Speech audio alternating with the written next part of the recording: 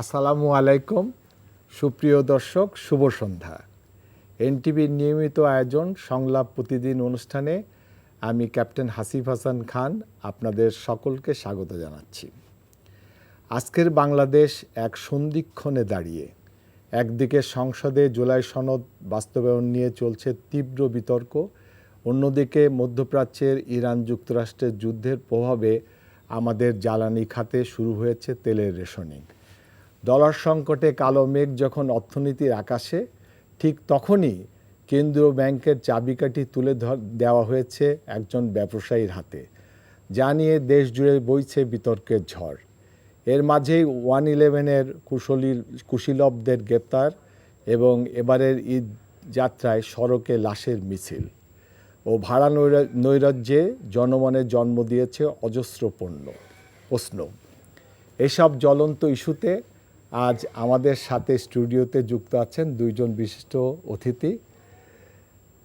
জামাতে ইসলামের পক্ষে থেকে আছেন প্রখ্যাত উন্নয়ন অর্থনীতিবিদ, রাজনৈতিক বিশ্লেষক, নর্থ সাউথ ইউনিভার্সিটির শিক্ষক ডক্টর শিব্বির আহমেদ। আর বিএনপির পক্ষ থেকে আমাদের সাথে আছেন দেশের বিশিষ্ট ব্যবসায়ী ও রাজনৈতিক ব্যক্তিত্ব, বিএনপির ডিজিটাল ক্যাম্পেইন কমিটির আহ্বায়ক জনাব আহমেদ এহসান কবির শাহান। আসসালামু আলাইকুম। আপনাদের দুজনকেই এনটিভির স্টুডিওতে স্বাগতম। Thank you. Doctor Shibbir Ahmed, আপনাকে দিয়ে আমরা শুরু করি। জুলাই সনদের 22-এর কতে আপনারা সব দল একটা অঙ্গীকার করেছিলেন যে জুলাই সনদ স্বাক্ষরের পর যে নির্বাচন হবে, অর্থাৎ ত্রয়োদশ জাতীয় সংসদ নির্বাচনে আপনারা নিম্নপক্ষে 5% মহিলা প্রার্থী দিবেন, নারী প্রার্থী। কিন্তু দুঃখজনক হলো সত্য যে জামাত একটিও প্রার্থী দেয় নাই। এবং সরকার যখন গঠন করলো বিএনপি, তখন তারা কিন্তু জুলাই সনদকে ফলো করে আপনাদেরকে একটা ডেপুটি স্পিকারের পদ দিলে অফার করলেন, কিন্তু আপনারা সেটাও নিলেন না। অথচ আমরা দেখছি যে জুলাই সনদ বাস্তবায়ন নিয়ে আপনারা সংসদে চেঁচামেচি করছেন, ঝগড়া করছেন, এমনকি ওয়াকআউট করেছেন। এটাকে আমরা দ্বিচারিতা বলবো কিনা? ধন্যবাদ আপনাকে, আমার সহালোচককেও ধন্যবাদ। খুবই গুরুত্বপূর্ণ প্রশ্ন। জুলাই সনদ আমাদের জুলাই গণ অভ্যুত্থানের আশাকাঙ্ক্ষার একটা বড় দলিল, এবং আমরা যে রাজনীতিতে যে সংস্কারগুলো চাই, যে পরিবর্তনগুলো চাই, সেগুলোই আমরা আসলে এখানে লিপিবদ্ধ করার চেষ্টা করেছি দীর্ঘ সময় ঐক্যমত্য কমিশনে সব দলগুলো আলাপ আলোচনা করে। এবং এটা বাস্তবায়ন করার জন্য আমরা গণভোট করেছি, জনগণের রায় নিয়েছি, তারা এটাতে সমর্থন দিয়েছে এবং এখন এটা বাস্তবায়নের পালা। আপনি যে দুটো পয়েন্ট বলেছেন, নারী 5% নারী প্রার্থী দেওয়া সরাসরি নির্বাচনে এবং ডেপুটি স্পিকার দেয়, দুটোই জুলাই সনদের একটা অংশ। তো জুলাই সনদ তো একটা কমপ্লিট প্যাকেজ, এবং জুলাই সনদের কার্যকারিতা শুরু হবে যখন আমরা এটাকে বাস্তবায়ন করব।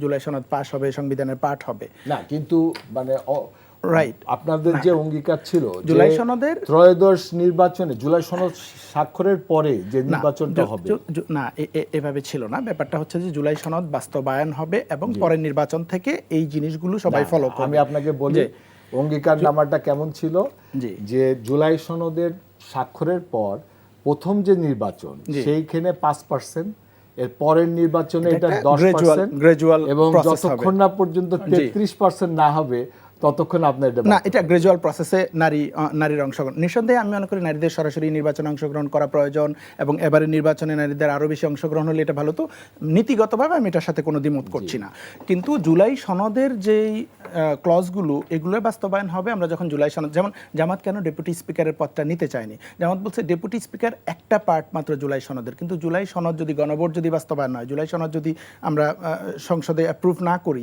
তাহলে তো শুধুমাত্র ডেপুটি স্পিকার নেয়ার কোনো মানে হয় না, কারণ এখনকার যে এক্সিস্টিং যে সংবিধান এটাতে তো আমাকে বিরোধী দল থেকে ডেপুটি স্পিকার দেওয়ার কোনো প্রভিশন নাই। এই প্রভিশনটা আসবে যখন আমরা জুলাই সনদ বাস্তবায়ন করব। তো যেহেতু এখনো জুলাই সনদ বাস্তবায়ন হয়নি, সুতরাং আমরা এখন ডেপুটি স্পিকার নিব না, বাস্তবায়ন আগে হবে তারপরে নেব, কারণ আমরা একটা নিব তারপর বাকিগুলো করব না। এটা হলে জুলাই সনদের সঠিক মূল্যায়ন হলো না বা বাস্তবায়ন হলো না। সেম কথা নারী আসনের ব্যাপারে জামাতের নীতিগতভাবে একমত, জামাত তো এটা সাইন করেছে, এবং 5% নারী প্রার্থী দেওয়ার ব্যাপারে জামাত একমত। এবারে কেন দিতে পারে না সেটা নানান বাস্তবতা ছিল। দীর্ঘ 16 বছর জামাতের পুরুষরাই তো রাজনীতি করতে পারে নাই, থাকতো নারীরা করবে। নারীদেরকেও বিভিন্ন জায়গায় যখনই তারা অর্গানাইজ হতে গিয়েছে তখনই নানান হয়রানি শিকার হয়েছে, ফেসিবাদী সময়ে জুলুমের শিকার হয়েছে, জেলে গিয়েছে, কার্যক্রম করতে পারেনি। সো নির্বাচনের অনেক বাস্তবতা থাকে, অনেক নারী নেত্রী আছে, কিন্তু তারপরও ফিল্ড লেভেলে ধরেন এই যে অল্প সময়ের মধ্যে একটা ফিল্ড তৈরি করা, কর্মী বাহিনীদের সাথে যোগাযোগ মেইনটেইন করে নারী প্রার্থী জামাত নারী প্রার্থী দেওয়ার ব্যাপারে একমত, এবং জামাত 5% নারী প্রার্থী দিবে। ডেফিনেটলি জুলাই সনদ বাস্তবায়ন হবে, আমরা আশা করি সরকার মানতে বাধ্য হবে শেষ পর্যন্ত, এবং জামাত সেটার সাথে দিবে। এবারে নির্বাচনে না দেয় জুলাই সনদের সাথে কোনো ধরনের দ্বিচারিতা হয় নাই, কারণ আমরা এখনো জুলাই সনদ বাস্তবায়ন করিনি। জুলাই সনদ বাস্তবায়নের পর নেক্সট ইলেকশন থেকে যদি না দেয় তখন আমরা এটাকে দ্বিচারিতা বলতে পারবো। আপনার কথা আমি বুঝতে পারছি, এটা বাস্তব যে জামাত ইসলাম একটা ইসলামী দল এবং সেখানে নারী নেতৃত্বরা ওইভাবে ছিল না, কিন্তু আস্তে আস্তে আসবে। কিন্তু আপনার কাছে আসি, আহমেদ হাসান শাহান, আপনার কাছে আসি। জামাতের এই সমস্যা ছিল যে তাদের দলে নারী নেতৃত্ব কম থাকা, এটা স্বাভাবিক, কিন্তু আপনারা কেন দিতে পারলেন না 5%? এটা স্ট্রেট অ্যাওয়ে যদি ব্ল্যাটেন্টলি বলি, হ্যাঁ অবশ্যই এটা ব্যর্থতা, কিন্তু ব্যর্থতা হলেও আপনি জোর করে তো ক্যান্ডিডেট দিতে পারবেন না। যেটা শিবির ভাই একটু পয়েন্ট আউট করলো যে একটা লং টেনিয়ার, অনেক বাস্তবতা ছিল, সময়ের একটা ব্যাপার ছিল। 16-17 বছরের একটা দীর্ঘ আন্দোলনের পরে না, আপনাদের নারী নেত্রীরা তো আন্দোলনের সাথে ছিলেন। অবশ্যই ছিলেন। জামাতের নারী নেতৃত্ব ছিল না? না, অবশ্যই ছিলেন, আমি সেটা বলছি না। মানে এত ডিজার্ভিং ক্যান্ডিডেট ছিল যে ওখানে দেখতে হয়েছে যে কে আসবেন কে আসবেন না, অনেক ইকুয়েশন ছিল, সব চিন্তা করেই এটা করা হয়েছে। যাই হোক, এইটা অফকোর্স 5% না, 5% ইজ টু লেস। আমাদের 50% অ্যাবভ ইজ ফিমেল পপুলেশন। আমাদেরকে এটা আরও ওই 33% থেকেও হয়তো বা বেশি যেতে হবে। এটা আমরা আশা করি এটা হবে, তবে এটা একদিনে হবে না, কারণ বাস্তবতাটা আরেকটু বুঝতে হবে যে এখনও ইটস আ পেট্রিয়ার্কাল সোসাইটি, এখনও তো আসলে unfortunately it's a male dominant society. কিন্তু আপনাকে একটা জিনিস মনে করিয়ে দিই যে আপনাদের যখন এই বিষয়টা নিয়ে আলোচনা হচ্ছিল আমাদের জাতীয় ঐক্যমত্র সংসদে, তখন কিন্তু আপনাদের যিনি মুখপাত্র ছিলেন সালাউদ্দিন আহমেদ, উনি কিন্তু সংরক্ষিত নারী আসনের জায়গায় 50 থেকে 100 করার জন্য উনি কিন্তু প্রস্তাব দিয়েছেন। তার মানে আপনাদের নারী অনেক আছে, কিন্তু আপনারা নির্বাচনে দেন নাই, যে সরাসরি নির্বাচনে আপনারা দিতে চান নাই। ওরকম কোনো সেগ্রিগেশন ছিল না, I can assure you on that one. প্রত্যেকটা সিটে মোস্ট ডিজার্ভিং ক্যান্ডিডেট যাকে পার্টি মনে করেছে ওভাবেই ওনাকে নমিনেশন দেওয়া হয়েছে। এখানে কেউ একজন মহিলা মানুষ দেখে তাকে নমিনেশন দেওয়া হয়নি, পুরুষ দেখে উনি পেয়েছেন, এরকম কিছু ছিল না। সিট ওয়াইজ অ্যানালাইসিস ছিল, পার্টির নিজস্ব ইয়ে ছিল, ওভাবে দেওয়া হয়েছে। It's nothing more than that. তবে অবশ্যই আমরা আশা রাখি যে আমার থেকে আমরা একটু এগিয়ে আছি, আমরা আরও এগিয়ে যাই, ওনারাও এগিয়ে আসুক, কারণ আমরা তো নারীদেরকে ঘরের ভিতরে রাখতে চাই না।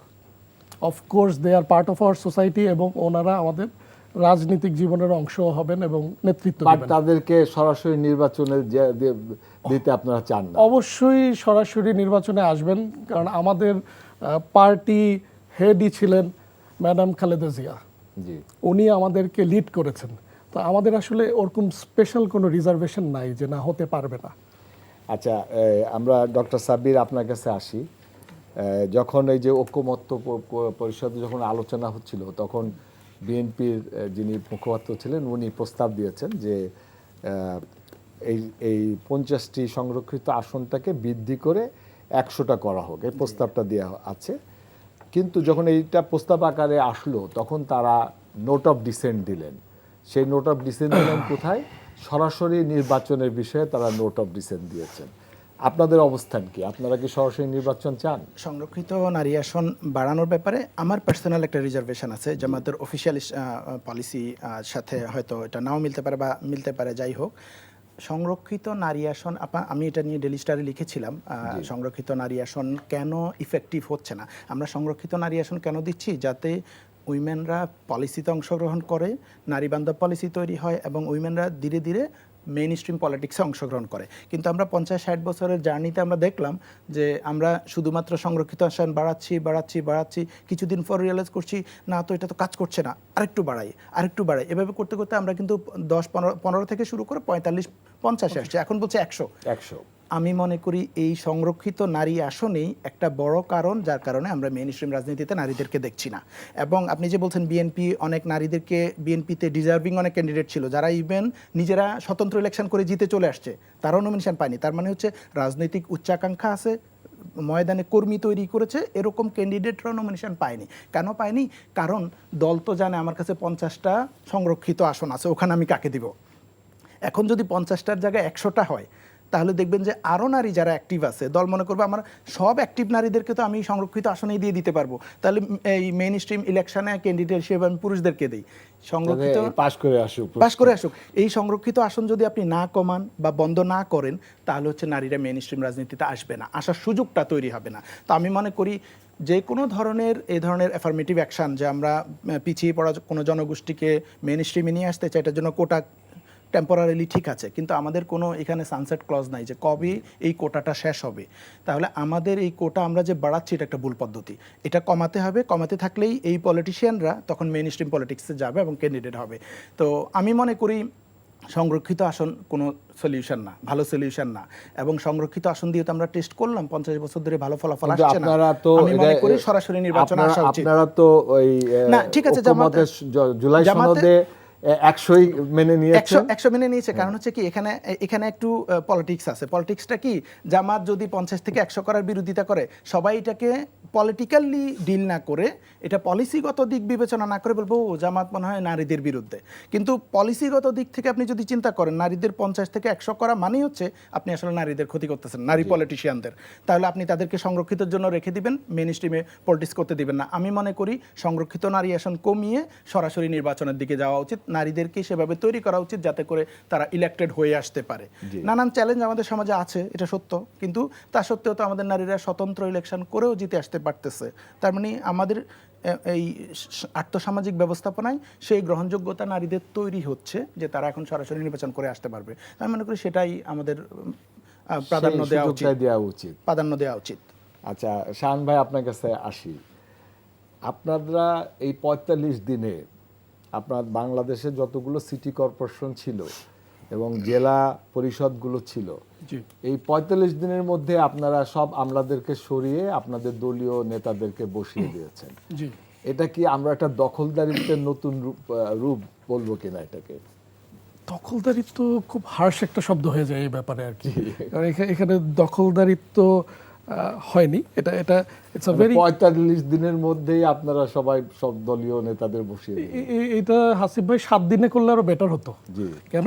Let me explain this. সেটা হচ্ছে, ফার্স্ট অফ অল আমি একটু দখলদারিত্ব শব্দটা একটু আপত্তি জানালাম। তারপরে হলো নেক্সট জিনিসটা, ইটস অ্যান ইন্টারিম সলিউশন আমরা বলতে পারি, খুব শর্ট টার্ম একটা সলিউশন। কারণ 45 দিনের মধ্যে প্রথম কথা হচ্ছে আমি তো নির্বাচন দিতে পারবো না। নির্বাচনের ঘোষণা দিতে পারতেন, তফসিল ঘোষণা করতে পারতেন। কখন সময় ছিল? একের পর এক গেল, শপথ নেওয়ার পরেই রমজান গেল, এই রমজানের রেশ এখনো শেষ হয় নাই, যুদ্ধ চলছে, আরেক ক্রাইসিস আসছে। অ্যাজ আর্লি অ্যাজ পসিবল, যত দ্রুত সম্ভব, আমাদের একটা কনফিডেন্স আছে, আমাদের একটা বিশ্বাস আছে। মানে এটা আপনি বলতে পারেন যে আমরা কি অহংকার করে বলছি না, আমাদের এটা উই হ্যাভ দ্যাট প্রাইড, আমরা গর্ববোধ করি যে জনগণ আমাদেরকে ভালোবেসে আমাদেরকে ম্যান্ডেট দিয়েছে। সো ইন দ্যাট কেস আমরা বিশ্বাস করি যে স্থানীয় সরকার নির্বাচনগুলোও আমরা মানুষের মন জয় করে ম্যান্ডেট নিয়ে আসতে পারবো। সো আমাদের যেহেতু কনফিডেন্স আছে, আমরা অবশ্যই ওই নির্বাচন দিব। এবং আমরা তো অলওয়েজ নির্বাচনমুখী দল, আমাদের জনগণ ছাড়া আর কোনো শক্তি আসলে নাই। BNP has no other power than its people. So in this case of course নির্বাচনের ঘোষণা অ্যাজ আর্লি অ্যাজ পসিবল হবে, কিন্তু ইন দ্য মিনওয়াইল যাদেরকে ওখানে নিয়োগ দেওয়া হয়েছে বা প্লেস করা হয়েছে ওনারা প্রত্যেকেই জনপ্রতিনিধি। না, তারা তো নির্বাচনে বিএনপির পক্ষে একটা কাজ করবে না, নির্বাচনের সময় তারা ওই পজিশনে থাকার অবস্থায় নির্বাচন হবে। ওনারা হয়তো বা নির্বাচন করবে না, there would be a solution. আচ্ছা, মানে একদম মেইন স্ট্রিম ইয়ে তো হবে এরকম হবে না, হয়তো বা ওনারা নির্বাচন করবে না, সময় বলে দেবে এটার উত্তরটা কি। সো ইন দ্যাট কেস যেটা হবে, এখন সেবাগুলোকে নিশ্চিত করবার জন্য যে সব যেন স্মুথ থাকে, ওনারা স্থানীয় এবং প্রত্যেকে জনপ্রতিনিধি, এই জন্য ওনাদেরকে ওখানে প্লেস করা হয়েছে। জনগণের সার্ভিসটা যেন ওনারা পেয়ে দ্রুত আপনারা ওই জায়গাগুলো মানে নিয়ে নিয়েছেন আপনারা।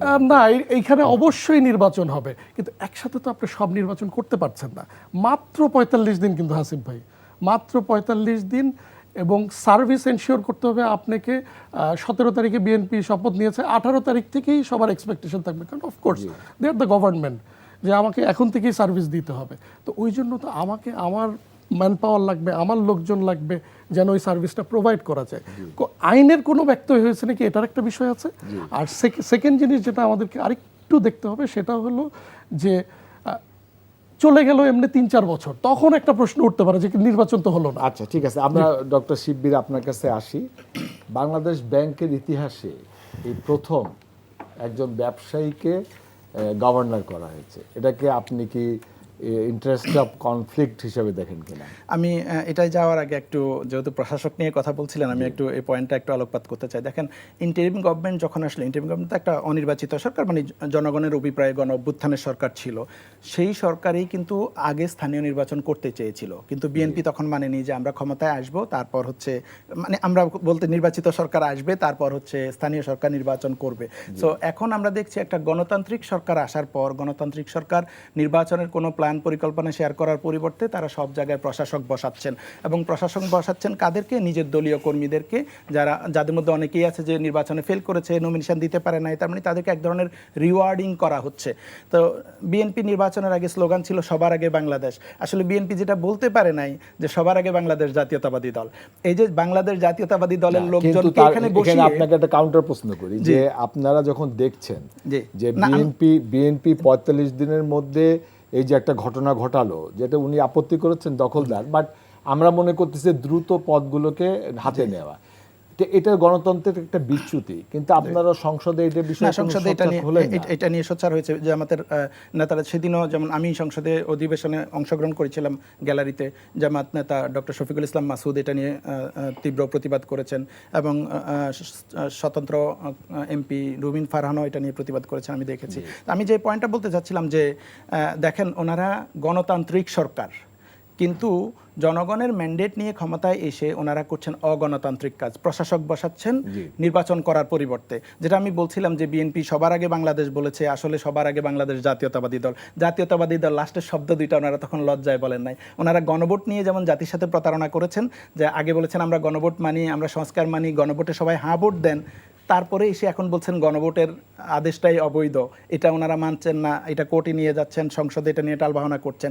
সেম করে ওনারা জনগণকে বলছেন সবার আগে বাংলাদেশ, কিন্তু ওনাদের মনে ছিল সবার আগে বাংলাদেশ জাতীয়তাবাদী দল। এ কারণে জাতীয়তাবাদী দলের কর্মীদেরকে ওনারা রিওয়ার্ড দিচ্ছেন, যে দলের জন্য কষ্ট করেছে, নির্বাচন করে ফেল করেছে, জনগণের রায় পায় নাই, তাদেরকে এখন বিভিন্ন জায়গায় প্রশাসক হিসেবে বসিয়ে দিচ্ছে।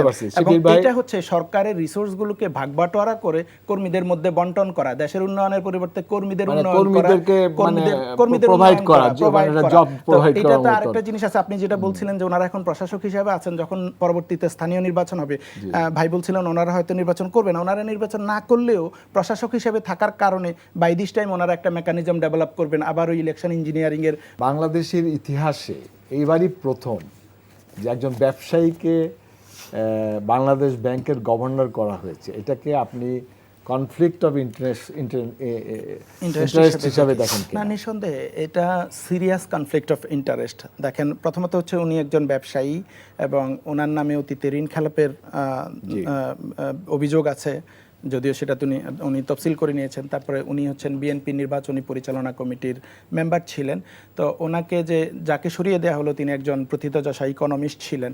তো এইটা বাংলাদেশ ব্যাংকের ইতিহাসে একটা ইউনিক ঘটনা, যে ধরনের হলো একজন ব্যবসায়ীকে ব্যবসায়ী বলতেই যে অযোগ্য হবে আমি সেটা বলছি না, আমি বলছি যে এখানে সিরিয়াস কনফ্লিক্ট অফ ইন্টারেস্ট আছে। দেখেন, বাংলাদেশ ব্যাংক একটা সাংবিধানিক প্রতিষ্ঠান, স্বতন্ত্র প্রতিষ্ঠান, স্বায়ত্তশাসিত প্রতিষ্ঠান। এখানে দুটো জিনিস ইম্পর্টেন্ট, এটা পলিটিক্যাল ইন্ডিপেন্ডেন্স লাগবে, at the same time market ইন্ডিপেন্ডেন্সও লাগবে। এখানে দুইটাই ভায়োলেট হয়েছে। পলিটিক্যালি উনি নির্বাচন পরিচালনা কমিটির সদস্য ছিলেন, বিএনপির সাথে জড়িত, একই সাথে মার্কেট ইন্ডিপেন্ডেন্সও এখানে নাই, কারণ তিনি নিজে একজন ব্যবসায়ী। এখন মার্কেট বাংলাদেশ ব্যাংক কী করে? Bangladesh bank interest rate decide করে, ব্যাংকিং খাতের তদারকি করে, মনিটারি পলিসিগুলো ডিসাইড করে, বা আর্থিক যে স্থিতিশীলতা সেটা এনশিওর করার জন্য কাজ করে। এখন একজন ব্যবসায়ী যখন আপনার বাংলাদেশ ব্যাংকের গভর্নর হবেন, দেয়ার ইজ এ চান্স যে উনি ওনার নিজের বা নিজের নেটওয়ার্কে যারা আছে ব্যবসায়িক স্বার্থকে প্রাধান্য দিবেন, বা বড় ব্যবসাগুলোকে সুবিধা দিবেন, ছোট মাঝারি ব্যবসাগুলো ক্ষতিগ্রস্ত হতে পারে, ব্যাংকিং রেগুলেশনগুলো সফট হয়ে যেতে পারে নিজেদের স্বার্থে। তো এই ধরনের, এবং বাংলাদেশের ক্ষেত্রে এটা আরও হাই রিস্ক আছে যে বাংলাদেশে নন পারফর্মিং লোন হচ্ছে অনেক হাই, উনি নিজেই ডিফল্টার। তো তারপরে হচ্ছে আমাদের কর্পোরেট এবং পলিটিক্সের যে নেক্সাস এটা অনেক স্ট্রং, হিউজ ওভারল্যাপ আছে পলিটিশিয়ান এবং হচ্ছে বিজনেসম্যানদের মধ্যে, এবং আমাদের যে রেগুলেটরি ইনস্টিটিউশনগুলো এগুলো রিলেটিভলি উইক। সো এখানে সিরিয়াস কনসার্ন আছে যে একজন ব্যবসায়ী যদি এরকম একটা সাংবিধানিক প্রতিষ্ঠানের প্রধান হন, তিনি কি সেই সাংবিধানিক প্রতিষ্ঠানের জায়গা থেকে স্বতন্ত্রভাবে স্বাধীনভাবে দায়িত্ব পালন করবেন, নাকি উনি ওনার যেসব স্বার্থগুলো আছে, ওনার পলিটিক্যাল স্বার্থ আছে, ওনার ব্যবসায়িক স্বার্থ আছে। তো এখানে দুই জায়গা থেকে রিস্ক। অন্যান্য অনেক সময় থাকে যে পলিটিক্যাল ইন্ডিপেন্ডেন্স থাকে না, কিন্তু মার্কেট ইন্ডিপেন্ডেন্স থাকে, যে উনি সরাসরি বিজনেসম্যান না। তো এবার এসে আমরা ডাবল রিস্কের মধ্যে পড়ে গেলাম। তো এইটা নিঃসন্দেহে আমি বলবো যে সরকারের পক্ষ থেকে conflict of interest, definitely conflict of interest, এবং এটা সরকারের একটা ভুল সিদ্ধান্ত আমি বলবো। ইভেন ইফ উনি যোগ্য, তারপরেও এটা একটা ভুল সিদ্ধান্ত, কারণ এখানে ওনার বোথ ওয়ে এখানে কনফ্লিক্ট অফ ইন্টারেস্ট আছে, পলিটিক্যাল এবং মার্কেটের দিক থেকে। আর বাংলাদেশ ব্যাংকের ইতিহাসে এই ধরনের ঘটনা ঘটে নাই, এবং যাকে পরিবর্তন করা হলো এটাও একটা অস্বাভাবিক ঘটনা। আমরা দেখেন সরকার এসে পরিবর্তন করতে পারে বিভিন্ন জায়গায়, মেরিটোক্রেসিকে প্রায়োরিটি দিবে, এবং আমরা কোটার বিরুদ্ধে আন্দোলন করেছি, মেধার জন্য আন্দোলন করেছি, আমরা কিন্তু মেরিটোক্রেসিকে প্রায়োরিটি দেওয়ার কথা, কিন্তু সেই জায়গায় এসে দলীয় ক্রেসিকে আমরা প্রায়োরিটি দিচ্ছি, যে দলের প্রতি লয়াল, দলের নির্বাচন কমিটিতে ছিল, এটার কারণেই আমরা একজনকে গভর্নর বানাচ্ছি। তার অন্যান্য মেরিট আছে কিনা, এই সেক্টরে তার কন্ট্রিবিউশন আছে কিনা, এক্সপার্টিজ আছে কিনা, সেটাকে প্রায়োরিটি দিচ্ছি না। তো আমি মনে করি এটা সরকারের একটা ভুল সিদ্ধান্তগুলোর মধ্যে একটা। শান ভাই, আপনি কি বলবেন এই বিষয়ে? আমি আপনাদের যৌক্তিকতা কি একজন ব্যবসায়ীকে দেওয়া, আর টিআইবি এখানে উদ্বেগ প্রকাশ করছে, এটার গুরুত্ব দিচ্ছেন না কেন আপনারা? না, গুরুত্ব আমরা দিচ্ছি। টিআইবি তো উদ্বেগ প্রকাশ করেই থাকে, টিআইবি ইজ অলসো ক্রেডিবল। এটা একটু জুলাই সনদ নিয়েও বলবো। আচ্ছা, আমি আগে এইটা যেহেতু কথা বলছি এটা নিয়ে আগে বলি। সেটা হচ্ছে আমার মনে হয় আমরা একটু হার্শ হচ্ছে ওনার ওপর। হার্শ হচ্ছে কেন, যে উনি বিএনপির নির্বাচনী কমিটির মেম্বার ছিলেন, তো একটা দল করেন উনি, এই জন্য উনি গভর্নর হতে পারবে না। আই হ্যাভ নো রিজার্ভেশন যে আপনি ওনাকে ক্রিটিসাইজ করতে পারেন, কোনো সমস্যা নাই, কিন্তু কি বেসিসে, এখন কি বেসিসে করছেন? আমি আসছি ওয়ান বাই ওয়ান আমি বলবো। শিবির ভাই যেগুলো মেনশন করেছে, মানে ওনাকে দেখে আমরা ক্রিটিসাইজ করছি যে উনি দেখতে এরকম, বা এই জামা পরেছে দেখে, বিকজ উনি তো পারফর্মই করে নাই। উনি আগে ওনার টেনিয়ার বা কাজ করুক কিছু, তারপরে আমি কাজ দিয়ে জাজ করি। একটা মেনশন করেছে ভাই যে ডিফল্টার। এখন আমি তো বিজনেসম্যান, আমার আসলে ডিফল্টার বললে কথাটা শুনলে অনেক সময় কষ্ট লাগে। তার একটা কারণ আছে, কারণ ডিফল্টার বলে ফেলাটা খুব সহজ। হ্যাঁ, এটা শুধু বাংলাদেশে না, পৃথিবীর বিভিন্ন দেশে, যেমন I have some references, UK, India, Russia, এরকম স্পেশাল রিলিফ অ্যাক্ট দিয়ে তাদেরকে রেগুলারাইজ করা হয়। আপনাকে কিছু বাস্তবতা বুঝতে হবে। এখন কোভিড গেল, আরও কিছু জিনিস গেছে, আমি জানি না why his loan was defaulted, but এরকম অনেক কিছু হতে পারে। উনি যদি উনি যদি যে ভেগে যেত যারা চলে গেছে, সালাম এই সেই, he is not one of those. ওনার 89 কোটি টাকার একটা লোন, এটা হি রানস আ বিজনেস, এটা হতে পারে। আমি ওনাকে জাজ করব ওনার কাজ দিয়ে। ইটস টু আর্লি টু জাজ। আপনি অবশ্যই ক্রিটিসাইজ করবেন, কেন ক্রিটিসাইজ করবেন না? এবং টিআইবির কনসার্ন নিয়ে হয়তো আমরা আরও এখন স্কেপটিক্যাল দিয়ে দেখছি। আগে ভুল করুক, আমরা চাই না উনি ভুল করুক।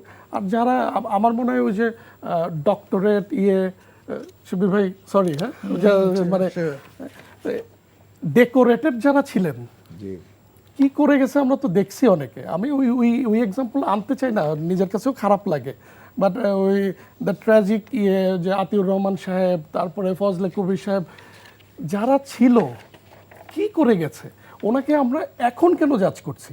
উনি আগে পারফর্ম করুক, উনি যদি ফেল করে অফকোর্স ওনাকে জাজ করা হবে। এবং সেকেন্ড জিনিস, এইটা তো জাস্ট ওই যে লটারি পিক করা হয় নাই যে না ভাল লাগলো আপনি চলে আসেন।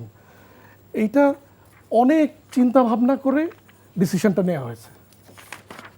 যদি এরকম কোনো ডিসিশন মিসফায়ার করে তো বিএনপিকেও এফেক্ট করবে। এটা কেন বিএনপি চাবে যে এইটা এরকম একটা ইয়ে করুক? Of course not. আর লাস্টে একটু অন লাইটার নোট বলি, শিববীর ভাই তো ইকোনমিস্ট, যে শিববীর ভাইরাই গভর্নর হবে এটা তো ঠিক না, আমরাও তো হইতে পারি, আমাদেরও তো একটা সুযোগ থাকতে পারে। জাজ করবেন আমরা ফেল করার পরে, আগে না। আচ্ছা ঠিক আছে, আমরা একটু ভিন্ন প্রসঙ্গে যাই। সেটা হলো শিবির ভাই, ভাই আমি একটু আমাকে একটু জুলাই সনদের প্রতারণা শব্দটা আমার একটু শব্দ ইয়েতে কষ্ট লাগে। এটা নিয়ে আমি একটু বলবো, আপনি আমাকে পরে একটা সুযোগ দিয়ে না, টক অ্যাবাউট ইট। আচ্ছা ডক্টর শিবির, আপনার কাছে একটা প্রশ্ন করি যে আমরা দেখছি যে ইরান, ইসরায়েল, যুক্তরাষ্ট্র যে যুদ্ধ হচ্ছে, এইটা একটা জটিল পরিস্থিতি সারা ওয়ার্ল্ডে, এবং আমরাও একটা তেল রেশনিংয়ে অবস্থায় চলে গেছি, তেল রেশনিং করছি। তো এই জটিল পরিস্থিতিটাকে মানে মোকাবেলা করবার জন্য ঐক্যবদ্ধ প্রয়াস দরকার। তা আপনারা বিরোধী দলে আছেন, আপনাদের একটা ছায়া সরকার থাকার কথা, আপনাদের অর্থনীতি উইং আছে আমি যতদূর জানি। আপনারা কি সরকারকে কোনো পরামর্শ দিয়েছেন কিংবা দিবেন কিনা? না, ধন্যবাদ আপনাকে। যেমন তেলের সংকটটা এটা প্রধানত এটা স্থানীয় না, এটা মানে গ্লোবাল প্রবলেম। এবং আপনি দেখবেন যে বিরোধী দলীয় নেতাও বলেছেন যে আমরা এটা নিয়ে কোনো ধরনের অনাকাঙ্ক্ষিত পরিবেশ তৈরি করতে চাই না বিরোধিতার নামে। আমরা জানি এটা একটা গ্লোবাল ক্রাইসিস, সো আমরা সরকারকে হেল্প করতে চাই। এবং বিরোধী দলীয় নেতা সম্প্রতি চীন, রাশিয়ার সাথে আমি যতদূর জানি আলাপও করেছেন যে সরকারকে যেন এ ব্যাপারে হেল্প করা হয়, আমাদের দেশকে, সরকারকে তো না, আমাদের দেশকে। তো এ ব্যাপারে জামাতের জায়গা থেকে আমি মনে করি জামাত অনেক সফট। অন্য কোনো বিরোধী দল হলে এটা নিয়ে আন্দোলন করতেন, এবং আন্দোলন করার কিছু ইস্যুস আছেও। আমি বলছি ধরেন আমাদের যে এখন যে ক্রাইসিসটা, যেমন পেট্রোল কিন্তু আমাদের হোমগ্রোন, আমাদের দেশে আমরা দেশে উৎপাদন করছি, কিন্তু আমাদের দেশে পেট্রোলের এখন ক্রাইসিস তৈরি হয়ে যাচ্ছে, যেটা হওয়ার কথা না। এটা আন্তর্জাতিক বাজারের সাথে কানেক্টেড না। আমাদের যে মোটরসাইকেলগুলো চলে এগুলো কিন্তু পেট্রোলে চলে, শুধু মনে হয় রয়্যাল এনফিল্ড, ওটার জন্য অকটেন দরকার হয় যেটা ইম্পোর্টেড। কিন্তু আপনি দেখেন লম্বা লাইন পড়ছে মোটরসাইকেলেরও। তাহলে কেন পেট্রোলে কেন ক্রাইসিস তৈরি হচ্ছে? পেট্রোলে তো ক্রাইসিস তৈরি হওয়ার কথা না। ইরান যুক্তরাষ্ট্রের যুদ্ধের সাথে কিছু নেই। এটার কারণ হচ্ছে আসলে আমাদের লোকাল সিন্ডিকেট। নানান জায়গায় এই সিন্ডিকেটগুলো মনে করছে যে এখন এটা যদি আমি স্টোর করে রাখি পরবর্তীতে দাম বাড়িয়ে ইনকাম করতে পারবো। এবং এই সব স্টোর যারা করে এদের সাথে দেখা যায় কোনো না কোনোভাবে ক্ষমতার কানেকশন থাকে। আর যাদের সাথে ক্ষমতার কানেকশন থাকে না তার কিন্তু 2-4 জন ধরা পড়ে। তো এইটা কিন্তু একটা মিসম্যানেজমেন্টের ব্যাপার। এই জায়গাটা সরকারকে আমি মনে করি স্ট্রংলি হ্যান্ডেল করতে হবে। আদারওয়াইজ আমরা ক্রাইসিস, আমাদের ডাবল ফোল্ড ক্রাইসিস হয়ে যাবে। একটা হচ্ছে ইন্টারন্যাশনাল ক্রাইসিস, আর একটা হচ্ছে লোকাল সিন্ডিকেটের ক্রাইসিস। তো আমি মনে করি এইটা একটা বড় ধরনের প্রবলেম, যেটা গভর্নমেন্টকে করতে হবে। এছাড়া ধরেন রেশনিং, এখন রেশনিং আমরা যেটা করছি, রেশনিং কিন্তু লং টার্ম সলিউশন না, এটা একটা ভেরি শর্ট টার্ম সলিউশন। এবং রেশনিং করলে যেটা হয় সব সময়, যে কোনো ধরনের রেশনিং আপনি করেন, এটা ব্ল্যাক মার্কেটে উৎসাহিত করে। যদি লম্বা 3-4 ঘন্টা, 5 ঘন্টা, 10 ঘন্টা লাইনে দাঁড়িয়ে থাকতে হয়, তখন মানুষ ব্ল্যাক মার্কেটে যাবে, যে বেশি দাম দিয়ে আমি ব্ল্যাক মার্কেট থেকে কিনবো। অথবা হচ্ছে যে যদি সংকট থাকে তখন ব্ল্যাক মার্কেট তৈরি হবে। তো এই আবার এটা একই সাথে মিস অ্যালোকেশন তৈরি করে। তখন আমার জ্বালানি যেখানে দরকার কৃষিতে বা ট্রান্সপোর্টে, ওখানে বেশি দরকার, কিন্তু এটা আমি যখন ওই যে রেশনিং করে দেবো তখন হয়তো তারা কম পাবে। তো এইটা কোনো দীর্ঘমেয়াদী সলিউশন না। আমি মনে করি সরকারকে বিরোধী দলের সাথে এটা নিয়ে বসা উচিত। আরও যেসব এক্সপার্টরা আছেন ফিল্ডের, তাদের সাথে বসা উচিত। সরকারকে এখানে মনে করার দরকার নাই যে দেখেন ক্রাইসিসটা সরকারের একার না, ক্রাইসিসটা দেশের। এখন সরকার যদি মনে করে আমি ক্ষমতায় আছি, আমি সরকার, আমি ডিসাইড করব, তাহলে কিন্তু সরকার বাকি যে স্টেক হোল্ডাররা আছে তাদেরকে ইগনোর করলেন। এটাতে যেটা হয়, তখন বাকিরা যখন জানবে না সরকার জিনিসটা কীভাবে হ্যান্ডেল করছে, তখন তাদের মধ্যে ক্ষোভ তৈরি হতে পারে, মিসম্যানেজমেন্টের অভিযোগে সরকারের বিরুদ্ধে আন্দোলন হতে পারে। তাই মনে করি সরকারের জন্য উচিত বিরোধী দল এবং আরও যারা স্টেক হোল্ডার আছে, যারা এক্সপার্ট আছেন, তাদেরকে নিয়ে বসে একটা সলিউশন বের করা। আমরা কিভাবে আমাদের ডাইভার্সিফাই করতে পারি, আমাদের ইম্পোর্টগুলোকে, এলপিজিকে ডাইভার্সিফাই করতে পারি, এটা নিয়ে আমার মনে হয় আমাদের ভাবা দরকার। অন্য মার্কেট খোঁজা দরকার, যেটা হরমুজের উপর ডিপেন্ডেন্সি কমিয়ে অন্য অন্য জায়গা থেকে আমরা কীভাবে এটা হ্যান্ডেল করতে পারি। আমার আমার কাছে মনে হয় বিরোধী দলের জায়গা থেকে এ ব্যাপারে খুবই ওপেন, এবং বিরোধী দল এটা নিয়ে কোনো ধরনের তীব্র সমালোচনা বিরোধিতা করে নাই, যদিও করার মতো কিছু জায়গাও ছিল, মিসম্যানেজমেন্ট নিয়ে করা যেত, স্টিল করে নাই। বিরোধী দলীয় নেতা বলছেন যে আমরা সরকারকে সহযোগিতা করতে চাই, এটা ন্যাশনাল ক্রাইসিস আমরা উতরাতে চাই। তো আমার মনে হয় সরকারের এগিয়ে আসা দরকার এবং প্ল্যান করা দরকার এটার ব্যাপারে। শান ভাই, আপনাকে সময় দিই, আপনি বলেছেন যে একটু সময় চান। আপনাদের সরকারে আজকে 45তম দিবস, 45 ডেজ। 40 ডেজ। এই 45 ডেজে আপনাদের সাফল্য কি কি কাজ, আপনারা ভালো কাজ করেছেন? একটু আরো কিছু কথা বলার ছিল, ওইটার মধ্যেই বলেন, একসাথে বলে একটা একটা করে বলি। যে ক্রাইসিসটা চলছে ফুয়েলের, এটা বলতে হবে আসলে, এটার ভিতরে বলে দেন। It's a burning issue. তো এখানে ইটস আ গ্লোবাল ক্রাইসিস, কথা ঠিক আছে, ট্যাকেল দিতে হবে আমাদের সকলকে মিলে। ভাই যেটা বললো যে ডিজেল পেট্রোল এটা হোমগ্রোন হয়, বাই প্রোডাক্ট হিসাবে আসে, কিন্তু এখানেও আমাকে একটা জিনিস বুঝতে হবে যে বাই প্রোডাক্ট হিসাবে আসলেও প্যানিক বাই বলে একটা জিনিস আছে। এটা হয়ে থাকে, এটা বিভিন্ন দেশে। করোনা যখন হয়েছে ইউএস ইউকে ভিডিও দেখা যেত যে পুরো স্টোর খালি হয়ে গেছে, যতটুকু দরকার না তার থেকে বেশি নিয়েছে। So panic buy is happening. এর মধ্যে যে অসাধু কিছু ব্যবসায়ী বা কিছু বেশি লাভের আশায় কিছু কেস হচ্ছে না তা না, ধরা হচ্ছে প্রত্যেক দিন। আমাকে বুঝতে হবে যে আমি খুব সেট করা একটা দেশ বিএনপি পায় নাই, যে একদম ফুলদানিতে সাজানো একটা দেশ বিএনপিকে হাতে উঠাই দিয়েছে। নো, ইটস নট লাইক আচ্ছা, দ্যাট। এটা থেকে আপনি আপনার যে যে সাফল্যগুলো বলেন তাতে। সাফল্য বলতেছি এটা জাস্ট একটু বলি, যেভাবে শিবির ভাই বললো যে জামাতের টপ লিডারশিপ বা আমি হয়তো বা they are very willing to help. আমি চাই শিবির ভাইরাও বিলে আমরা সবাই মিলে এটা সলভ করতে হবে। তাদের হলো এগিয়ে আসতে হবে, তাদের পরামর্শ দিতে হবে। উনি বলেছেন যে সরকার চেলে দিব, কিন্তু ছায়া সরকারের দায়িত্ব হলো না না, এটাকে সরকার না দেওয়া। চাইতে, আমি বলছি সরকার না চাইতেই দিচ্ছে। সরকার অলরেডি, যেমন জামাত ইসলামীর আমির মাননীয় বিরোধী দলীয় নেতা, উনি কিন্তু চীন এবং রাশিয়ার রাষ্ট্রদূতদের সাথে কথা বলেছেন কথা ব্যাপারে। বলেছেন, তো ওনারা এ ব্যাপারে উইলিং আছেন যত উপায়ে হেল্প সাহায্য করতে হয়। করার জন্য। না, ডেফিনেটলি আমাদের সকলের মিলে এটা সলভ করতে হবে। জি জি, আমরা আপনার সাফল্যগুলো বলেন। সাফল্য তো অনেক, কেমনে বলবো, না বলেন আপনি। ওয়ান বাই ওয়ান বলি। জি। 45 দিন হলো, আমি আবারও আমার করে ব্যাক করি, ইটস টু আর্লি টু জাজ। মানে 45 দিনে যে একটা রিপোর্ট কার্ড ধরে দিব, কারণ মাননীয় প্রধানমন্ত্রী বলেছেন যে 180 দিনের একটা ইয়েতে, ইউজুয়ালি আমরা দেখেছি যে 3 মাস পরে গভর্নমেন্ট বলে 180 ডেজ, এর মধ্যে ওয়ান আফটার অ্যানাদার যাচ্ছে। আমি একটু শুরুর থেকেই শুরু করি। জি। একটা চেঞ্জ দেখলাম, আমরা অনেক কিছু এক্সপেক্ট করি নাই।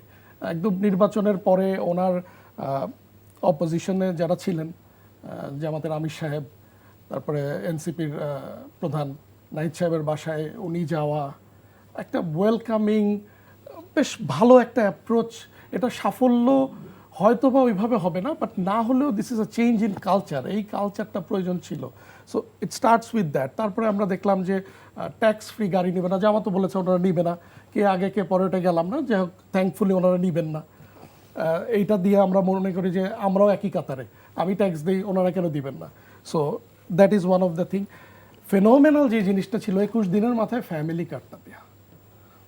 এটা ফ্যামিলি কার্ড নিয়ে অনেক রকমের কথা ছিল, এই ছিল 21 দিনের মাথায় দিতে পারবে বিএনপি পাইলট হিসাবে। এখন পর্যন্ত দেয়া হয়েছে 37,834 জনকে, প্লাস মাইনাস কিছু। It is a phenomenal thing for me.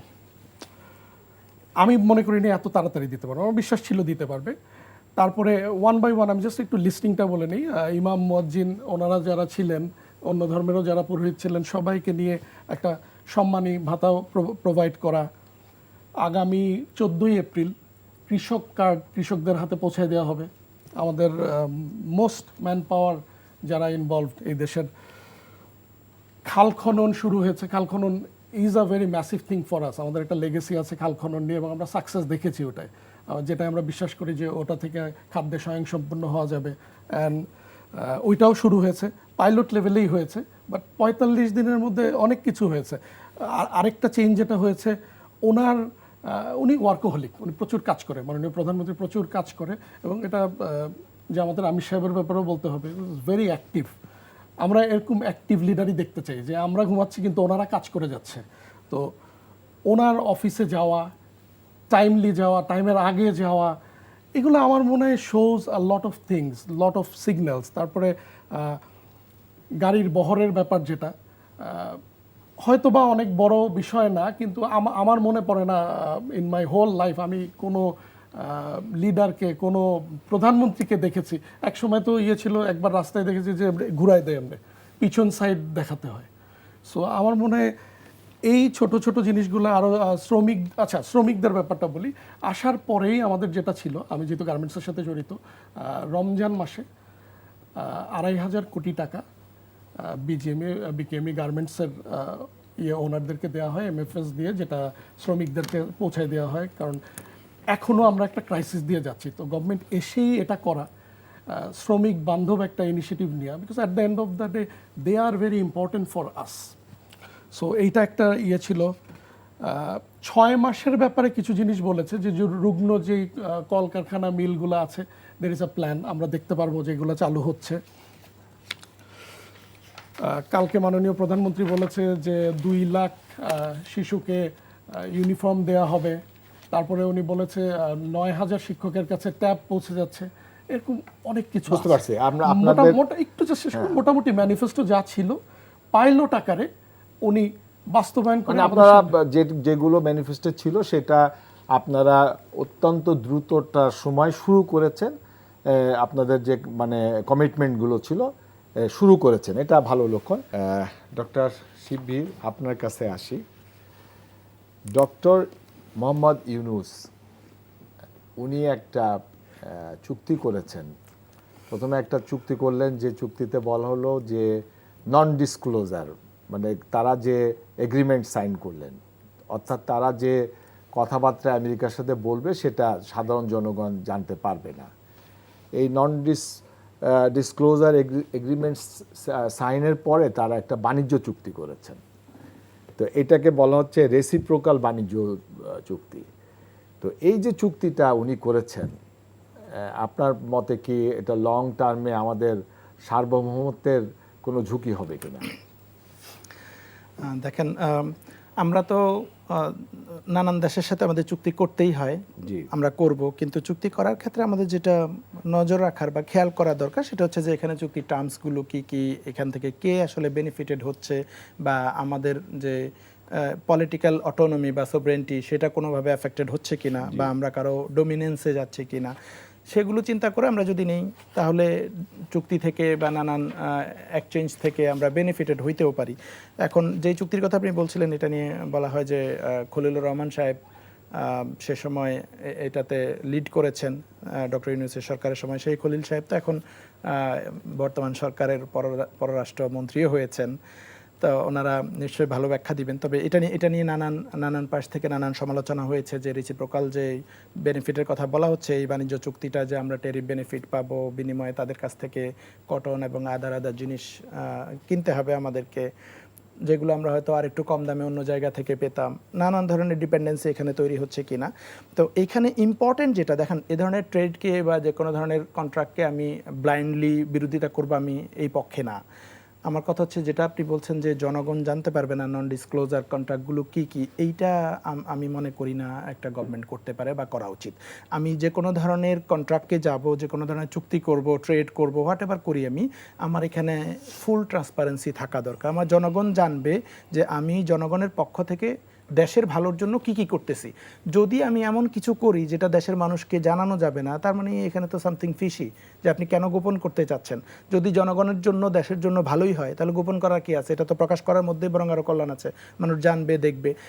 এবং তখন তো পার্লামেন্ট ছিল না, এখন যেমন পার্লামেন্ট আছে, আমি মনে করি যে কোনো ধরনের এ ধরনের চুক্তির ক্ষেত্রে সেটা পার্লামেন্ট থেকে অ্যাপ্রুভাল নেওয়া উচিত, এবং আমার প্রায়োরিটি থাকা উচিত যে আমার লোকাল ইন্ডাস্ট্রি যেন প্রোটেক্টেড হয়, আমার এসএমইগুলো যেন সেফগার্ডের মধ্যে থাকে, এবং সেখানে যেন এক্সিট ক্লজ থাকে। অর্থাৎ আমি যদি কখনো মনে করি যে এই কন্ট্রাক্টটা আমার দেশের স্বার্থবিরোধী বা আমার পলিটিক্যাল অটোনমির এগেনিস্টে যাচ্ছে, তাহলে আমি যেন সেখান থেকে বের হয়ে আসতে পারি।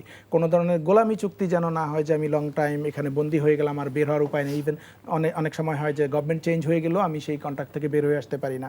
তো এই অন্তর্বর্তীকালীন সরকারের সময়ে যে চুক্তিগুলো হয়েছে, এই পার্সপেক্টিভ থেকে আমি ক্রিটিক করতে চাই যে এই ধরনের নন ডিসক্লোজার বা জনগণ জানতে পারবে না। যেটা জানতে পেরেছি যে এই চুক্তিতে একটা কথা বলা হচ্ছে, যদিও এটা বাণিজ্য চুক্তি বলা হচ্ছে, কিন্তু এই চুক্তির একটা শর্ত দেওয়া আছে যে এই চুক্তির পরে আমেরিকার বিরোধী শক্তি যারা আছে, যেরকম চায়না, রাশিয়া, উত্তর কোরিয়া, এই সমস্ত দেশ থেকে বাংলাদেশ সমরাস্ত্র কিনতে পারবে না।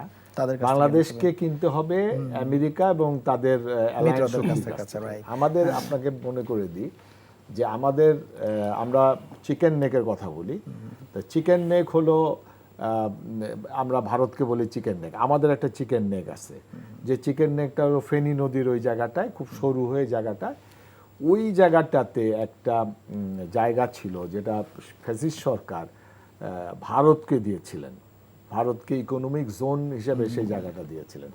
ইউনূস সরকার এসে সেটাকে বাতিল করলেন, বাতিল করে বললেন যে বাংলাদেশ এখানে মিলিটারি যে ইয়েগুলো সেটা করবেন, সামরিক পার্ক করবেন। কিন্তু তখন বলা হলো যে সামরিক পার্কটা হবে আমাদের যেরকম বিওপি আছে, যেখানে রাষ্ট্রীয়ভাবে আমরা অস্ত্রপাতি উৎপাদন করি, কিন্তু এখানে বলা হলো যে এখানে অংশীদারিত্ব হবে, অর্থাৎ পিপিপি প্রজেক্ট হবে, এফডিআই হবে।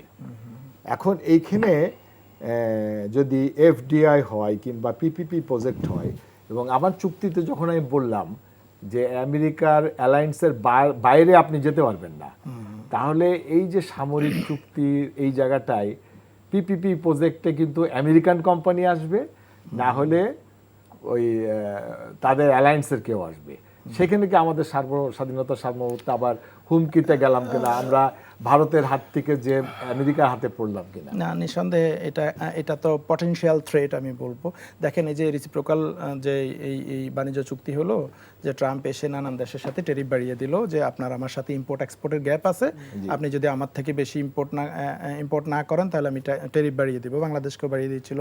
বাংলাদেশ, এটা বলবো আমি যে বাংলাদেশ সাকসেসফুলি ডিল করছে এবং সেই ট্যারিফটা উইথড্র করেছে। তো এখন আমি একটা এক্সপোর্টের বেনিফিট নেয়ার জন্য যদি আরেকটা আমার অটোনমির উপরে বা সভরেন্টির উপরে আঘাত আসে এরকম কিছু কন্ট্রাক্ট করি, তাহলে তো সেটা ক্ষতিকর। এখন আবার যেমন আমি তাদের কাছ থেকে এক্সপোর্ট করে আর্নিং করছি, আমার এটার সাথে আমার গার্মেন্টস ইন্ডাস্ট্রি এবং আমার হাজার হাজার লাখ লাখ শ্রমিক, অনেকের লাইফ জড়িত আছে, আমার ইকোনমি জড়িত আছে। কিন্তু অ্যাট দ্য সেম টাইম আমি ওখান থেকে যে প্রফিট আর্ন করতেছি সেটা দিয়ে যদি আবার তাদের কাছ থেকে ইম্পোর্ট করতে আমি বাধ্য হই, যে আমার যেটা দরকার সেটা তো করবই, আমার যেটা দরকার নাই সেটাও আমাকে করতে হবে। যে আপনি বললেন যে সামরিক জিনিসপত্র ওদের কাছ থেকে নিতে হবে, কটন নিতে হচ্ছে, কটন আমি ইন্ডিয়া থেকে বা অন্য জায়গা থেকে আরও কম দামে নিতে পারি, ওদের কাছ থেকে আমাকে একটু বেশি দিয়ে নিতে হচ্ছে, ওই যে আমাকে ট্যারিফ সুবিধা দিবে বলে। তার মানে আমি ওদের কাছ থেকে ওদের ওখানে এক্সপোর্ট করে যা বেনিফিট পাচ্ছি সেটা আবার তারা নানানভাবে প্রক্রিয়া করে সেটা নিয়ে যাওয়ার একটা পায়তারা করছে। এখন কটন পর্যন্ত ঠিক ছিল, ধরুন কটন আমাদের লাগেই আমাদের ইন্ডাস্ট্রির জন্য। এখন যদি আবার শর্ত জুড়িয়ে দেয় যে তুমি আমার এখান থেকে সামরিক জিনিসপত্র ক্রয় করতে হবে এবং যাতে করে এক্সপোর্ট আর ইম্পোর্ট ব্যালেন্স হয়ে যায়, অর্থাৎ আমি তোমার কাছ থেকে যা নিব তুমিও সমপরিমাণ আমার কাছ থেকে নিবা, বেসিকলি যে আমাদের যেই এই কম দামি সস্তা শ্রমিক দিয়ে আমরা যা আর্ন করছি সেটাই বেসিকলি আবার ঘুরে পেঁচিয়ে তারা নিয়ে যাচ্ছে। তাহলে আমাদের এই কম দামি শ্রমিকের যে বেনিফিটটা সেটা আমরা না পায় উল্টো তারা পেয়ে যাচ্ছে। আর যেটা বললেন যে এই যে আমাকে নানান শর্ত দিয়েছে, সেটা তো আসলে শুধু বাণিজ্য চুক্তির মধ্যে লিমিটেড না, যে তুমি আমার থেকে ভূ রাজনীতিতে চলে আসছে। এটা আমার থেকে তুমি আমার এখানে এক্সপোর্ট করো, আবার আমার এখান থেকে ইম্পোর্ট করো, বাণিজ্যের মধ্যে সীমাবদ্ধ না, কি কি ইম্পোর্ট করব সেটার মধ্যে এখানে কন্ডিশন যুক্ত হচ্ছে। আবার এটা আমি যদি কম দামে অন্য কোথাও পাই, অন্য অল্টারনেটিভ আমি সেখান থেকে আনতে পারবো না, তার কাছ থেকেই নিতে হবে। ব্যাপারটা এরকম না আমার কাছ থেকে যে সে গার্মেন্টস প্রোডাক্ট নিচ্ছে, এটা কিন্তু ব্যাপারটা এরকম না যে সে আমাকে দয়া করছে, কারণ আমার এখান থেকে চিপেস্ট অপশানে পাচ্ছে। তো আমার এখান থেকে তুমি নিচ্ছ রিলেটিভলি কম্পিটিটিভ না, ডেফিনেটলি আমাকে জিএসপি সুবিধা সহ অন্য কিছু সুবিধা দিচ্ছে, কিন্তু স্টিল আমার এখান থেকে তো তুমি চিপ প্রোডাক্টটা নিচ্ছ, কিন্তু তোমার ওখান থেকে আমি কম্পেয়ার করে অন্য কোনো দেশ থেকে নিতেও পারবো না, যে অন্য কেউ আমাকে কম দামে কটন দিলে, কম দামে সামরিক সরঞ্জাম দিলে। ভাই আপনার কাছে একটু আসি, আপনি ভাই একটু সেম জিনিসটা নিয়ে বলি। হ্যাঁ, সেম জিনিসটাই বলবেন, আমার প্রশ্নটা সহ উত্তর দিয়ে। শিওর। যে আপনি বলেছেন যে 45 ডেজে আপনাদের অনেক ভালো কাজ আপনারা করেছেন, এবং আমরা এগ্রি করি যে আপনারা এই যে কি বলে ফ্যামিলি কার্ড দিয়েছেন, কৃষক কার্ড দিবেন, ইতিমধ্যেই খাল কাটা শুরু করেছেন, অল আর পজিটিভ। বিশেষ করে তারেক রহমান যে সাদাসিধাভাবে গাড়ি ছাড়া চলতেছেন, রাষ্ট্রীয় প্রোটোকল ছাড়া, এইগুলো সব মানে সবাই পজিটিভলি নিয়েছেন ও সবাই প্রশংসা করছেন। কিন্তু যেটা হলো সেটা হলো আমাদের ঈদযাত্রা। ঈদযাত্রায় আপনাদের মন্ত্রী মহোদয়রা যখন বললেন যে সব জায়গায় তেল পাওয়া যাচ্ছে, কিন্তু আমরা দেখলাম যে সেটা সঠিক না। এবং মন্ত্রী মহোদয় যখন বললেন যে এই বাস ঘরমুখী যাত্রীদেরকে বেশি পয়সার টিকিট দেওয়া যাবে না, কিন্তু পত্রপত্রিকায় আসলো যে 200 থেকে 800 টাকা পর্যন্ত তারা বেশি দিয়েছে। এবং আমরা দেখলাম যে লাশের সারি, এত বেশি পরিমাণ মানুষ মারা গেছেন এবার, যে তাতে মনে হচ্ছে যে পুরা মানে রাস্তায় কোথাও কোনো জায়গায় আপনাদের কন্ট্রোল ছিল না।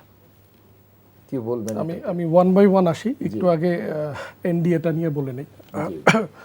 আমাদের একটা দুর্ভাগ্য হচ্ছে যে আমাদের বার্গেনিং পাওয়ার, সেটা হচ্ছে আপনার যদি ইন্টারনালি একটা স্ট্রেংথ থাকে, আমাদের আজীবনই তো আমার মনে হয় বিরোধ, এর বিরুদ্ধে একটা স্ট্রেংথ থাকলে তখন ইউনিটি নিয়ে আপনি বহির্বিশ্বের আপনার ফ্রেন্ড মিত্র যেই রাষ্ট্রই হোক তার সাথে কিছু বার্গেনিং করতে পারবেন, কথা বলতে পারবেন। তো এই জায়গায় আমাদের সবসময় একটা গ্যাপ ছিল। এনডিএ বিভিন্ন দেশেরই হয়ে থাকে, non disclosure agreement is nothing new. আর এক্সিট ক্লোজও শিবির ভাই জানবে সব ব্যাপারে থাকে না, মানে ডিকটেট কে করছে, ইটস আ ফ্যাক্ট। আমেরিকার সাথে তো আমার ডিকটেটিং ক্যাপাসিটি নাই আসলে। উনি আমার এখান থেকে চিপ পাচ্ছে দেখে চিপার ক্লোথস দিচ্ছেন, নট নেসেসারি। আমি কোন কন্ডিশনে আছি ওটা আমাকে দেখতে হবে। আমি বাধ্য কিছুটা তার কাছেই বিক্রি করতে, কারণ এত বছরে আমি আরেকটা ইন্ডাস্ট্রি দাঁড়া করাতে পারিনি। এটা আমাদের সামগ্রিক সকলের ব্যর্থতা। আমরা আরেকটা ইন্ডাস্ট্রি দাঁড়া করালে, অল্টারনেটিভ সোর্সেস দেখলে it would have been better. যেমন আজকে আমি যে তেলের রিজার্ভার দেখেও একটু শকড হলাম যে এটা স্বাধীন হওয়ার পর থেকে নাকি আর ইস্টার্ন রিফাইনারিতে রিজার্ভার বড়ই হয় নাই, ওই সাইজই রয়ে গেছে। That is very sad. 7 কোটি মানুষ এখন হয়ে গেছে অলমোস্ট 18 কোটি প্লাস। তো আরেকটা ব্যাপার বলি, এই চুক্তিটা 9 তারিখে হয়েছিল না, ফেব্রুয়ারির 9 তারিখে, if I am not wrong. 12 তারিখে নির্বাচন ছিল, 9 তারিখে হয়েছিল। ভাই একটু খলিল সাহেবের কথা বলল, রাইটলি সেড। বাট জিনিসটা বুঝতে হবে, আমি এখানে একটু ইউনুস সাহেবকে বলবো যে খলিল সাহেব তো জানতো বা বিএনপিও জানতো হয়তো বা যে উনি এই গভর্নমেন্টে জয়েন করছে। তো এই এগ্রিমেন্টটা তড়িঘড়ি করে 9 তারিখে করার দরকার ছিল। খলিল সাহেবই যদি করে, খলিল সাহেব তো ছিলই, তাহলে এটা পরে করতো, 12 তারিখের পরে, কারণ উনি তো আছেই আমাদের সাথে। কিন্তু 9 তারিখে করা মানে প্রবাবলি ইউনুস সাহেব has some intent and interest in this one. So আমি খলিল সাহেবকে একটু সেক্লুড করলাম এটার সাথে, কারণ নাহলে তো পরেও হতে পারতো। এত তড়িঘড়ি করে নির্বাচনের 3 দিন আগে এগ্রিমেন্ট এইভাবে করা, এটাও মনে হয় একটু বিরল ঘটনা। বাংলাদেশ তো বিরল ঘটনা ফেস করে যাচ্ছি। নেক্সটে আসি, ঈদ যাত্রা। আপনি পেট্রোলের কথা বলেছেন আমাকে, যে পেট্রোল নাকি লাশের সারি বলেছেন। দুটা ভিডিও, অনেকগুলোই তো ছিল অ্যাক্সিডেন্ট। একটা হলো লঞ্চে যেই দুর্ঘটনাটা ঘটে, আর আরেকটা হলো ফেরি থেকে যে বাসটা পড়ে যায়। প্রত্যেক ঈদে প্রত্যেক সময় এটা হয়ে থাকে। দ্যাট ডাজ নট জাস্টিফাই যে এইবারও তো হবে। তাহলে আপনার সেই যে আগের কথায় যাচ্ছেন যে আল্লাহর মাল আল্লাহ নিয়ে গেছে, না, আল্লাহর মাল আল্লাহই নিবে, বাট অ্যাবসলিউটলি একজনও যদি ইন্তেকাল করে, ইট ইজ নট জাস্টিফাইড। জি জি, আমরা 45 দিন হয়েছে মাত্র এসেছি, জি, একটু সময় যাক, ইনশাল্লাহ আমরা কমায় আনবো। আচ্ছা, আমরা চেষ্টা করব। আলোচনা একদম শেষে আমি একটা শেষ প্রশ্ন করতে চাই। আমাকে একটু জুলাই সনদ নিয়ে বলতে হবে ভাই, প্রতারণার কথা বলছে এটা শুধু পারি। জুলাই আমরা একটা শিবির ভাই আপনার কাছে একটা আসতে চাই, সেটা হলো যে এই যে আমরা বর্তমান সরকার 1/11-এর সময় যে সামরিক অফিসারদেরকে তারা গ্রেপ্তার করছেন, এটা কি আপনি মনে করেন একটা আইনি প্রক্রিয়া, নাকি এর পিছনে কোনো জটিল রাজনৈতিক সমীকরণ আছে? জটিল রাজনৈতিক সমীকরণ আছে কিনা এটা আসলে একটা জটিল প্রশ্ন। দেখেন, ইন প্রিন্সিপাল আমি যদি বলি যে এটা পিওরলি লিগ্যাল প্রসেস ফলো করতেছে কিনা, এটা নির্ভর করবে যে এটা ডিউ প্রসেস মেনটেন করা হচ্ছে কিনা। কাউকে গ্রেপ্তার করা বা বিচার কার্য পরিচালনা করা, আমরা চাই না যে আমাদের জাস্টিস নিয়ে আমরা দীর্ঘদিন লড়াই সংগ্রাম করেছি জাস্টিসের জন্য, ইনসাফের জন্য। এখন ইনসাফের লড়াই করে এসে আবার আমরা এটা দেখতে চাই না যে জাস্টিসের নামে রাজনৈতিক প্রতিশোধ কারো উপরে নেওয়া হবে।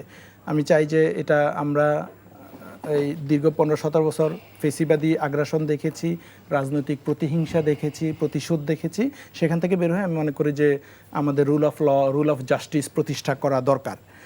এখন যাদেরকে গ্রেপ্তার করা হয়েছে সেটা কতটুকু ডিউ প্রসেসে হয়েছে, যদি ডিউ প্রসেসে হয়ে থাকে তাহলে আমি মনে করি যে এভরিওয়ান, সে ক্রাইম করেছে, 1/11 সময় ক্রাইম করেছে বা ফেসিবাদী আমলে ক্রাইম করেছে, নানান ক্রাইম তো করেছে এই লোকজনেরা। সেটা যদি করে থাকে তার যথাযথ বিচার পাওয়ার তারও অধিকার আছে, যারা ভিকটিম হয়েছে তাদের অধিকার আছে। শাহান যদি ভাই, আপনি রাজনৈতিক এক প্রতিহিংসা মিনিটের জন্য থাকে, কি বলতে চাচ্ছেন? আপনি জুলাই সনদ নিয়ে বলতে এক হবে। মিনিট টাইম দেব। আচ্ছা, আমার কাছে আর টাইম নেই। আমি 1 মিনিটই বলছি। জুলাই সনদ বাস্তবায়ন হবে হবে হবে হবে। জুলাই, আমাদেরও জুলাই সনদ, আমাদেরও বিএনপিরও, প্রত্যেকের জুলাই সনদ। কিন্তু there has to be a সেটা আপনারা সংসদে বারবারই বলছেন। প্রসেসে এটা হবেই, প্রত্যেকে বলেছে, মাননীয় প্রধানমন্ত্রীও যেহেতু বলেছে আপনারা হ্যাঁ ভোটে দেন, এইটা বাস্তবায়ন হবে। জামাতের সাপোর্ট লাগবে, আমরা একত্রে চলি না।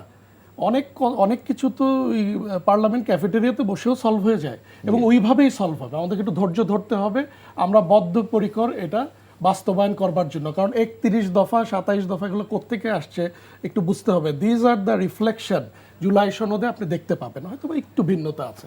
Thank you so much. আর আমরা প্রতারক না। আপনাদের দুজনকেই অশেষ ধন্যবাদ আমাদেরকে সময় দেওয়ার জন্য। আপনাকেও ধন্যবাদ। Thank you. সুপ্রিয় দর্শক, আপনারা এতক্ষণ ধরে আমাদের আলোচনা শুনলেন।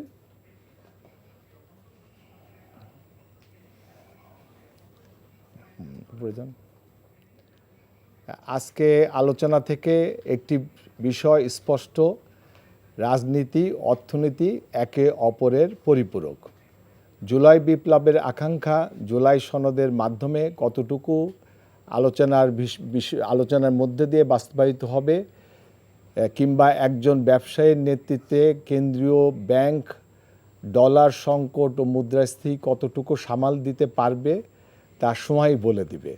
তবে যুদ্ধের অজুহাতে তেলের রেশনিং কিংবা ঈদযাত্রায় সাধারণ মানুষের উপরে ভাড়া ও দুর্নীতির যে ধকল গেছে তা কাটিয়ে উঠতে সরকারের দূরদর্শী পরিকল্পনার কোনো বিকল্প নেই। 1/11-এর বিচার যেমন কাম্য, তেমনি আইনের শাসন ও প্রাতিষ্ঠানিক স্বচ্ছতা নিশ্চিত করা হোক, এটাই আমাদের আগামীর লক্ষ্য। আগামী বৃহস্পতিবার ঠিক এই সময়ে সংলাপ প্রতিদিন এর নতুন কোনো পর্বে নতুন কোনো বিষয় নিয়ে আপনাদের সাথে দেখা হবে। ততক্ষণ সুস্থ থাকবেন, ভালো থাকবেন, এনটিভির সাথেই থাকবেন। আসসালামু আলাইকুম, আল্লাহ হাফেজ।